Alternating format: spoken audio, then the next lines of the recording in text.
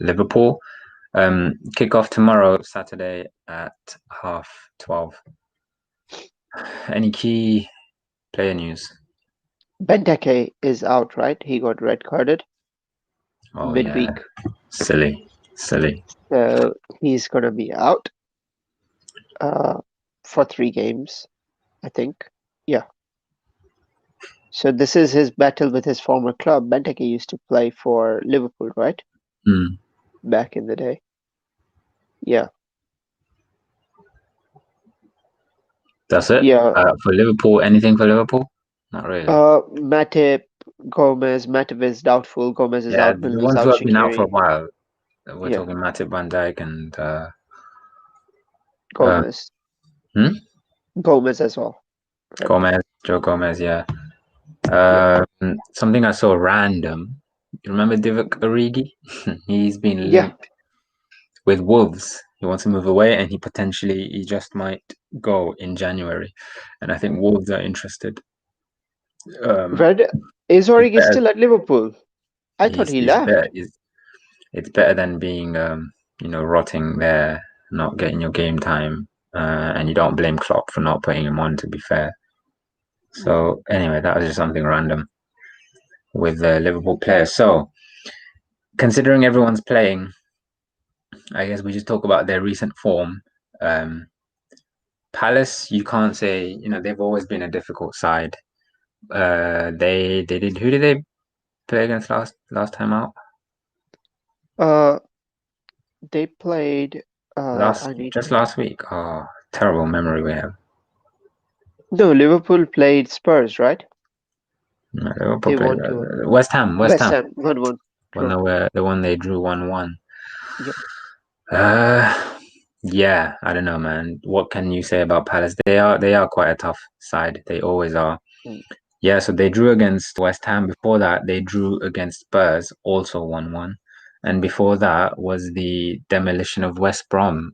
Palace 5, West Brom 1. And before that, they lost to Newcastle, lost to Burnley 1-0. That was surprising. They beat Leeds, by the way. We're talking match day 8 now, going way back in October. And they were beaten by Wolves, but they beat Leeds 4-1, so very convincing. So, I mean, these guys, they're not exactly consistent in what you expect from them. But there is one thing you do expect, and it's not to do with results. It's to do with the physicality and the how they go about their business on the pitch, and they are always going to make the opponent's lives difficult.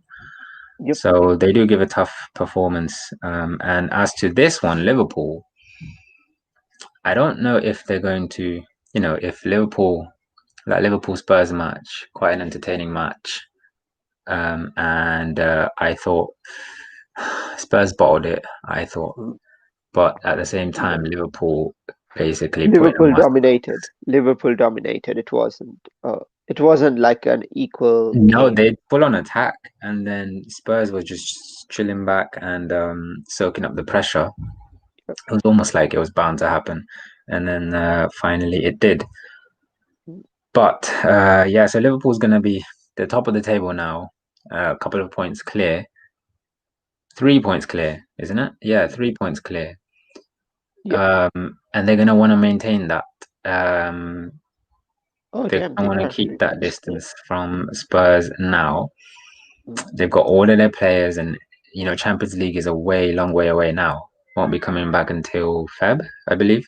So, it's all about rotation and strategic management from Klopp. Congratulations to him, by the way, for winning Best Coach of the Year. But yeah, like I say, man, it's intense run of games that we have for everyone. But these guys have the squad to play. They have so many different options, and I think Liverpool would take this quite What score? comfortably. What prediction? I don't know. I'd say 2-0. 2-0. Yeah. I'm gonna go with 2-1, I guess. 2-1 to Liverpool, yeah. Yeah, 2-1 to Liverpool. Fair. Yeah. Yep. That's fine. Let's go to the next game, which is Southampton versus Manchester City. Wait, we're gonna split this up, aren't we? Yeah, we are. Just give it like a 2 second pause. Which one Yeah. did you say? Southampton City? All right, I'm going in order. Okay. Yeah, it is in order. Southampton City is the next one. No, it's not. That's at 7. No, it's not. It's Huh? at 3 o'clock. Oh, shoot. I'm not looking at the right thing. Hang on. Let me go back. Yeah, you're right. 3 o'clock. Yeah. Um, yeah. Stop dragging so much, man. Mm. Yeah. Cool. Hello, guys. Welcome to All Football Southampton versus Manchester City preview. Going through the team news, Southampton do not have any injuries, which is one of the very few teams. And Janaper and Redmond are the might come in after their injury spells. Uh, and Eric Garcia and Zinchenko are out for City. Sergio Aguero might start this week. So this would be a very good game considering Southampton's form has been very good. Mm, Southampton have won Sheffield, won at Brighton, lost to United. Uh, they've only had one loss in their last six, and City have also only had City hasn't had any losses in the last six. So this is very interesting match because Southampton are after a long awaited weeks they are sitting third compared to City sitting ninth in the table, which is a very rare occasion. Having said that, City also very much motivated at the moment. Drew against West Brom, who saw that one coming. Drew against Man United, yeah, okay. So they haven't won since against Fulham, going back to 5th of December. So they are going to be obviously looking for a win, and they have all the players. You know, they got multiple choices in each position, and now that Aguero seems to be slowly regaining his match fitness, he's appeared a couple of times since coming back since the Champions League. Um, and so, yeah, I think you know, and all their midfielders, all their attackers, they're pretty much fully fit, in good form, and they're gonna give Southampton a really tough time. Obviously, I think they're gonna win. You know, Southampton, as good of a form they have been in, I've been praising them so much. Strong performances, yet I don't think they're gonna be able to hold back Man City tomorrow. Where is this being played anyway? St Mary's, okay. Southampton home. So still, I don't think they'll hold back City. I don't think City's going to win by a big margin here, but I do think they'll clinch the win in the end. Yeah, I think it will be a 2-1 win for 3-1 win for City. That's what my prediction is. I was gonna say 2-1, so I'll stick with the 2-1. Hassan Hutel is a very strategic manager. And you know the players are slowly gelled on so well, especially this season. And since he started, I think they've just been gradually improving game by game. And so they're at a good position where clearly, you know, you look at their standing in the table at this stage of the season and their convincing performances, they've gelled in really well. So they are going to give City a hard time, but just I don't think they'll do enough to keep City at bay. So City for the Yeah, win 2-1, I think, for this. City for the win 2-1. I'm going with 3-1. Mm-hmm. Okay. Whew. Hello, guys. Welcome to All Football. This is the match preview for Everton versus Arsenal. Going through the injuries, the players that are still missing, so no fresh injuries for them, but Coleman might return, Rodriguez might return, and Alan as well. All three of them might return, but it's obviously to see what happens closer to the time. Arsenal, they are without two of their players, Xhaka, who was red carded previous week, right? Mm-hmm. And this week, Gabriel got red carded. So both of their players are out. Partey is injured. So yeah, Arsenal's issues are getting worse day by day. No Gabriel. Yeah, no Gabriel, who had been one of their only good players this Yep, season. fine, one of the finest players this season, and he goes and does something stupid. He apologized on Twitter for that. Did you see? So him and Saka basically apologized on Twitter to the fans, whereas the ones who should have apologized, you don't see anything from them. I mean, not that we care, we're not Arsenal fans, but it is a good gesture. And I saw the fans' comments. The other thing I wanted to say, I was just watching Martinelli's old videos. Yeah. That's an option for him, but I don't think he's going to play. No, I think Martinelli, Niketa is better than Martinelli for Arsenal. Is he though? Is he though? And Ketia, I do like him. He's a good youngster, but they have names coming up like Smith Rowe and Balogun, whatever that is. Watch their videos. They play for some of them for under 21s and the 23s. And I think that's what they need. I've been saying it time and time again. Like maybe Arteta just needs to, give a couple of games where maybe there's one or two of the senior players. Keep Aubameyang on maybe, keep Lacazette, and then he put all of these on the bench. Give the youngsters a chance. And I think that'll probably reveal some good positive things to him. So I think Martinelli on that left, let him. Martinelli is doubtful as well. He hasn't been. Yeah. No, he's doubtful, I guess. But I think he doesn't want to do too No, in many terms of tweets the here and injury there. as well. In terms of the injury, he's not fully fit maybe for the game. He'll come back. He'll come back. I have no doubt he will be playing full 90 minutes in the new year. Pretty sure. Right. Yeah. What prediction are you going with? Wait, anything about Everton? No key injuries or anything apart from the ones No. you said I that are went through coming back. that, right? Allen, Rodriguez, and Coleman. Everton James, has how been. bad is it? Like he's been out for this is He's third game now, doubtful. isn't it? It's doubtful, so he should be back nearing his return. Right. Okay.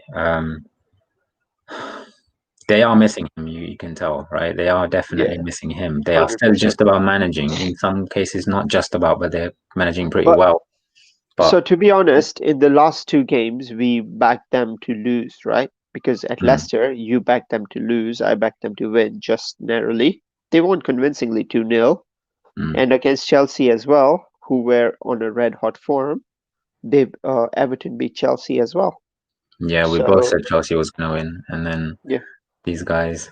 Yeah. No, but that wasn't a convincing. That was on penalty, the 1-0 win against Chelsea. Yeah, but still, But win is a win. overall, a win is a win. But overall, they are missing James, obviously. Yeah. They And are that managing combination of Richarlison, Rodriguez, and Calvert-Lewin is very good. With Allen being defensive, Iwobi or other players, I think it's very, very good combination for them. Yeah, I agree. Yeah. Decore, Right, and is as to the prediction, I think Everton will win 3-0. I'm gonna say go out a little bit and say 3-1 Everton. Yeah, I'll go with 3-0.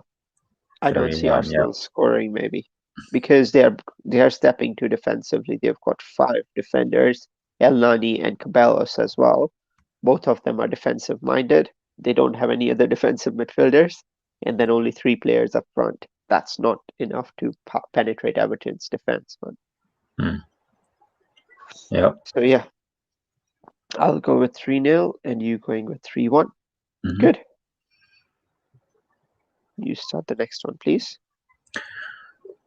Hello, everyone. Welcome to All Football. This is game preview for match day 14. Newcastle United versus Fulham. Tomorrow, Saturday, kickoff 8 p.m.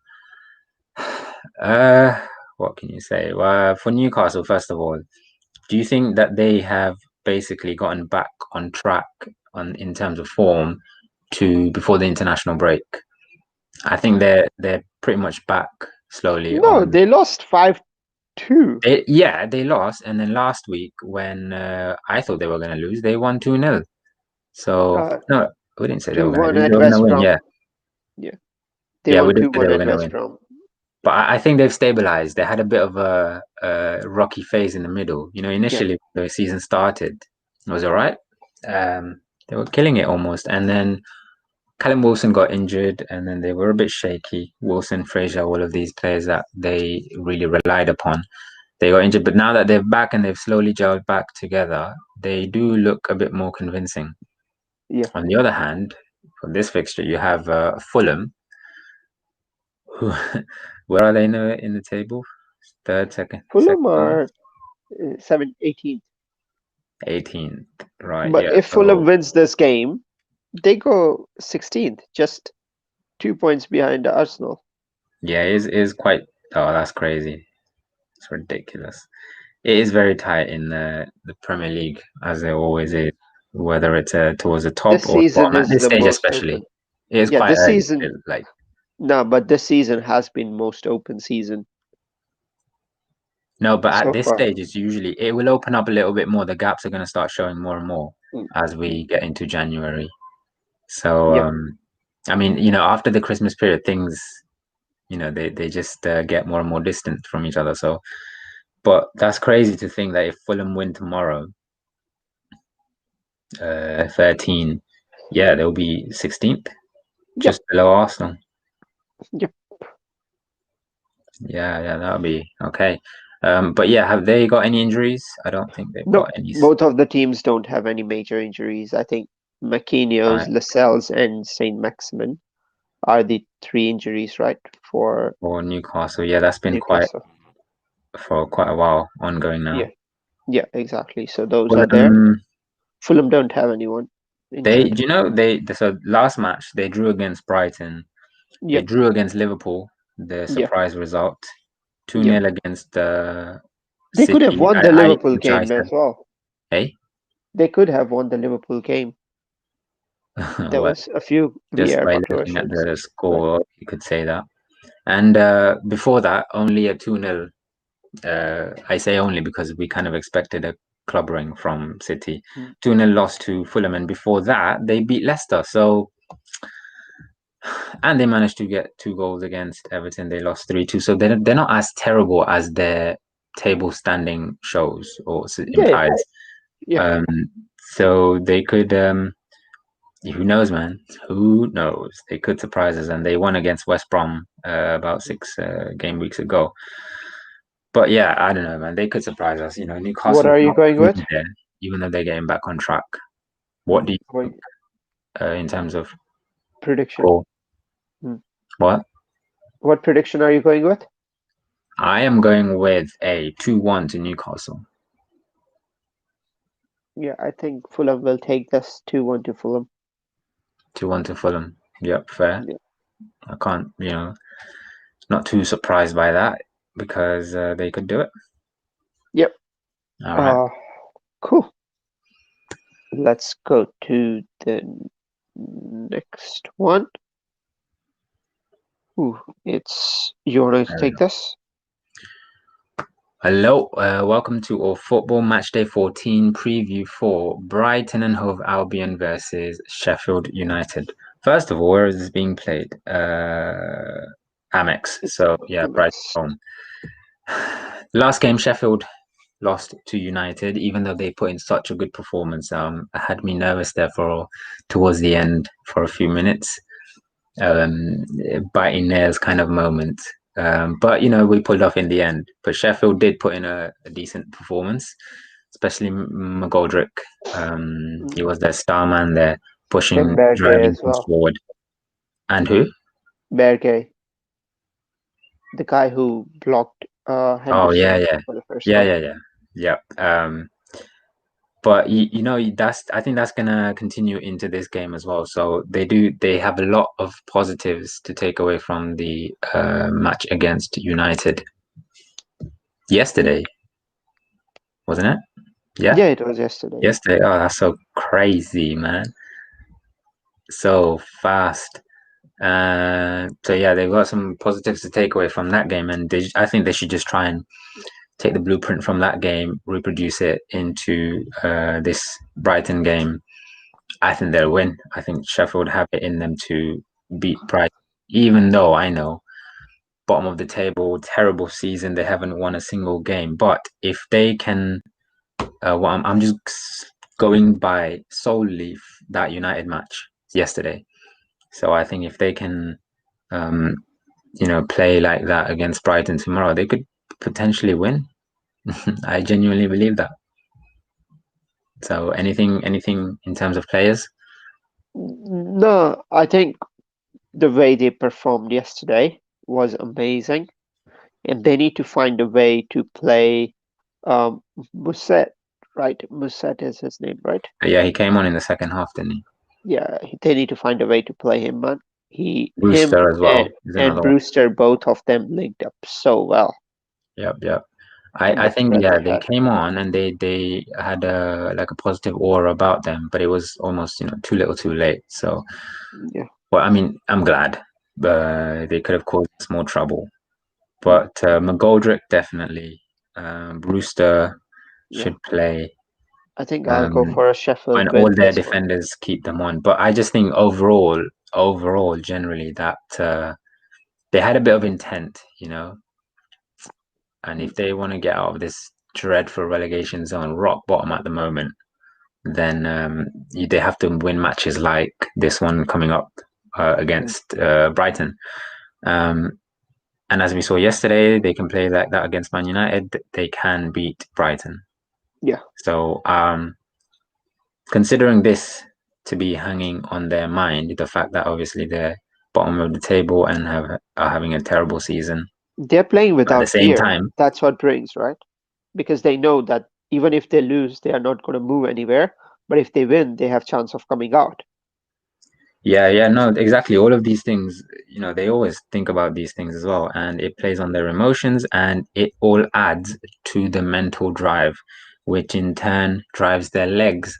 So and they'll be very much encouraged by the performance against Man United. So for these reasons, and Brighton's not exactly having the best of seasons, albeit slightly better than Sheffield, a lot better than Sheffield, but yeah, they're not having the best of seasons either. So for that reason, I think I'm gonna say Sheffield for the win here. 2-0. Sheffield. This might be their first win.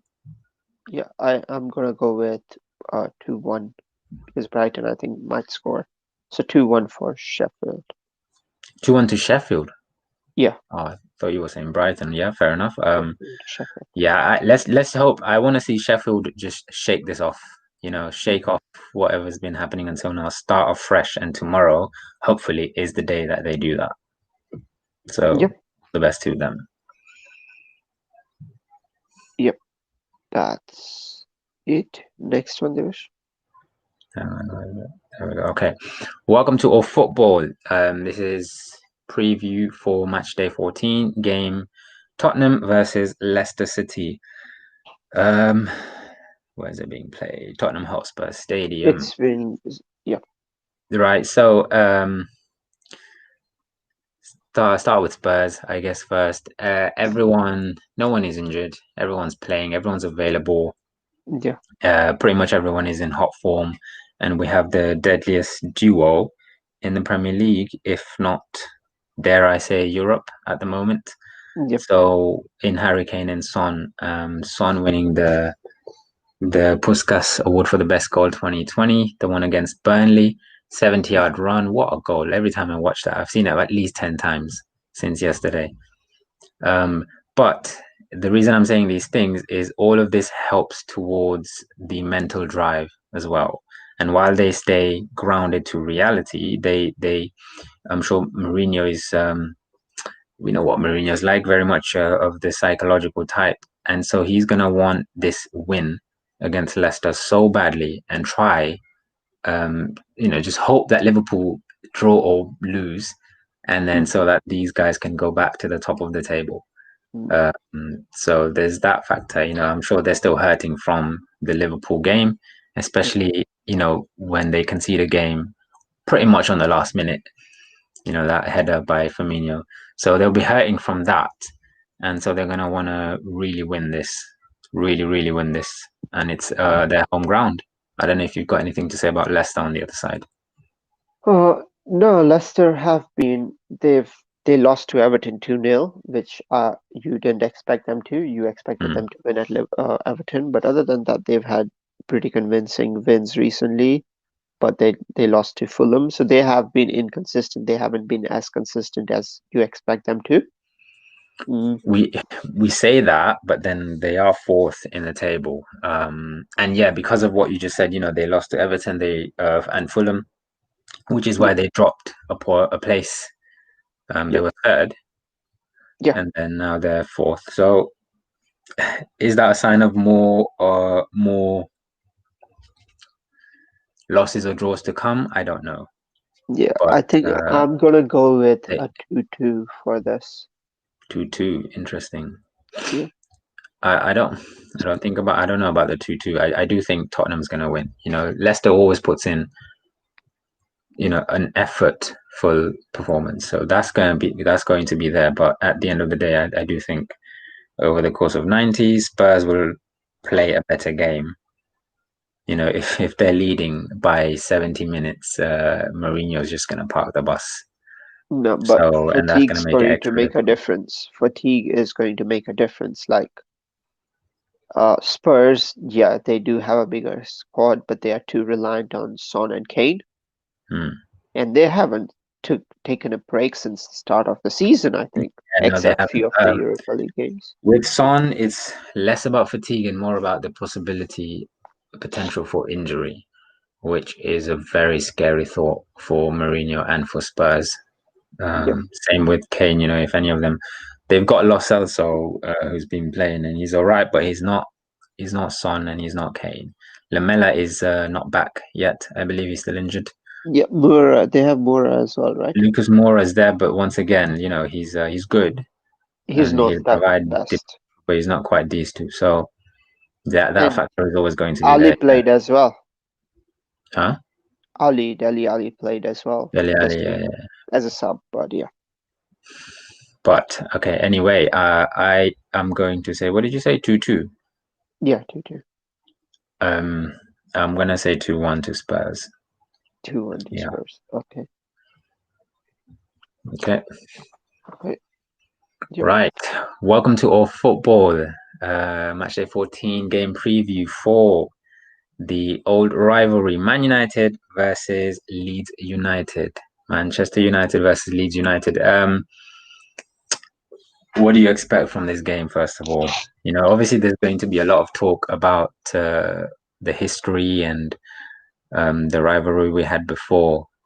But if we just leave all of that for now, this is just a preview. We're just going to talk about this current game in today's right now context. So first of all, any player injuries, news, updates? Cavani is a doubtful, but that's it. Cavani is a doubtful, especially do they have to, because of that Instagram post? No, the ban hasn't come in yet. I think it will be after the 4th of January. Is it going to come in though? What I'm saying is, do United have, we have to wait for a decision from the FA, don't we? Yeah, the decision has been made. Now United has an opportunity to appeal by the 4th of January. And if they do appeal, then way too late. No, we need a lot sooner. So, okay, that's a shame. That really sucks. So yeah, Cavani's a doubtful then, and I think the players who played against Sheffield, I think Ollie's probably going to. I hope he doesn't make too many silly changes. How he likes to do shuffle things around. But right now, the core players play them because what they need is some encouragement, some positivity, and I think against Sheffield we got a bit of that. Martial got a goal, Rashford got 2. Great performance from Pogba. Finally, good performance from Matic. So let's try and do the same thing again. Play these players. I just want 2 changes. Obviously going to play. I just need 2 changes from the previous game. Take Matic out and replace him with maybe Fred or McTominay, most likely McTominay, and take Alex Telles out and replace him with Shaw. But okay, yeah, I agree with I agree with the tellers. I think Matic should play for someone against a team like Leeds, that tough and sometimes skillful and attacking side Leeds. I think Matic is a good stabilizing force to have in the middle. But because Leeds are coming from a red hot form, they scored 5 against Newcastle. Yeah, that could have been yeah, but that if you remove that, can you say that they've been in red hot form? No. So it could have been a one-off. Who knows? We'll find out tomorrow anyway. So if they can beat United like that, then you know what? I'm happy to say they are in red hot form again. But everyone else is playing, right? Patrick Bamford is playing. Helder Costa will probably be on the bench again. Meslier has been. There we go. I think the keeper has been in great form. He has made a couple of mistakes, yeah, of course, who hasn't? But the saves that he's been making and he's such a skinny lad, it's like he looks like a schoolboy sometimes to me. But he's in good form, Leeds keeper Meslier. So, what prediction are you going with? What prediction am I going with? I am going to say, I'm going to say 2-1. I would love to see Man United keep a clean sheet for once after. I'll go with 3-1 for this game to United. 3-1 to United. Yeah. Man United, yeah. I think. Hang on, I was gonna say 3-1. It's just for some reason it's like United. We need more pressure in order to press more sometimes, and which is such a shame. Like why is that?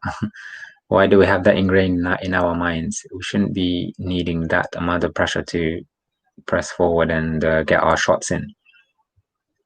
3-1. I'm gonna stick to 2-1 for now. I'll just say 2-1. Cool. Let's go to the final game of Sunday. Yep. Cool. Hello, welcome to All Football. This is match preview for West Bromwich Albion versus Aston Villa. This is a long injury list. Is it? No, just there. Mateus Pereira is out for West Brom. He had been in good form, and no other major injuries and massive change. That is Sam Allardyce. Big Sam is here for West Brom. First name in charge. Yep. That'll be interesting. Be good to watch. I want to see his interviews, his pre and post match. Let's see how he goes about things. Let's see how he sets up the team. I think it'll be refreshing for them, for West Brom. Whether or not the players gel with Sam Allardyce at this early stage, his first game, I don't think they're going to gel. So it's not a question about gelling in or not. I think it's just about get rid of this old negativity since the start of the season and in with the new, a bit of refreshing feel. With Aston Villa. For Villa, Konsa might not be fit. Yeah. Because he just last minute pulled out of the squad. But Douglas Lewis and Matty Cash, both of them are back. Okay. That's good. Yeah. Douglas Lewis will be. He won't start. He'll probably play in the second half. But it's interesting, isn't it? Aston Villa, 2 or 3 weeks ago, were sitting in the top 7, weren't they? Yeah. And 11th now. So how quickly things change. But think about it. If they win, they are on the level points with Chelsea with a game in hand. You always do this if they win thing, but it is true. They're on 19, Chelsea on 22. Yeah, they'll be level points, and just behind Chelsea on game goal difference. And Villa has 2 games in hand. 2 games in hand, yeah. So they could potentially come back to even 5th, even 4th, maybe even. So, but apart from those injuries, they've got some returns. So they're really going to miss Konsa, though. He's out. In fact, he was on my Premier League fantasy Premier team. And I was like, damn, Neto scored, but he was on my bench. So, Konsa didn't play, so he swapped out. And Neto, I got his points. Kaching. That's 9 points in the bag. What are you going with, by the way? Where are they playing? Villa away, right? Yeah, Villa away. Villa away. Yeah. Hawthorns. Yep. So, you know what? This is a really difficult one purely because Aston Villa have lost their streak, but they have such a good record away from home. We said that again, and they won the last couple of matches away from home. Yep. But then again, West Brom with the new manager, Big Sam. I think it's a I think little Villa too will soon win. for them. I think Villa for the win. Yeah, I'm going with Villa for a win, 2-0 for I'm Villa. gonna say Villa win 3-0. Yeah. Okay. Cool. Let's take Monday then. Okay, hang on. Let's not do Monday right now. Okay. Wait for more stuff to come out so we can add to it. Cool. Because that makes sense, right? Yeah. Let's turn it leave off. that then. No more live.